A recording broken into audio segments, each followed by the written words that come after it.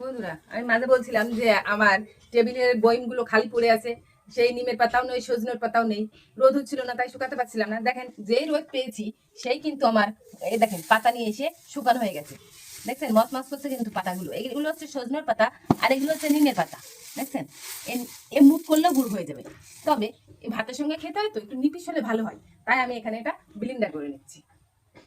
আমি সজনের পাতা দিয়ে দিচ্ছি মেশিনে। যেহেতু নিমের পাতাটা তিতো, তাই আমি সজনের পাতাটা আগে দিচ্ছি। যখন আমার ব্লেন্ডার ছিল না তখন কিন্তু আমি হাতেই গুঁড়ো করে ফেলতাম, তবে এটা দিলে খেতে আরো সুবিধা হয়। তাই অল্প চাপ দিলেই কিন্তু এটা মিশে যাচ্ছে। আমি আগে ভিডিওয় আমার বলা আছে যে নিমের পাতা, সজনের পাতা, সজনের পাতা কতটা প্রয়োজন, আমি কিন্তু আগে ভিডিও দেখি।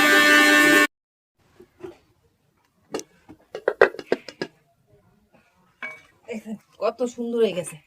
দেখেন, এই যে দেখছেন, আমরা যদি একবার করে রাখি তাহলে কিন্তু 2-4 মাস ভালো থাকবে। একই ভাবে আমি নিমের পাতাটাও এভাবে গুঁড়ো করে রাখবো, বা 5-6 মাস আমরা এই নিমের পাতা, সজনের পাতা খেতে পারবো।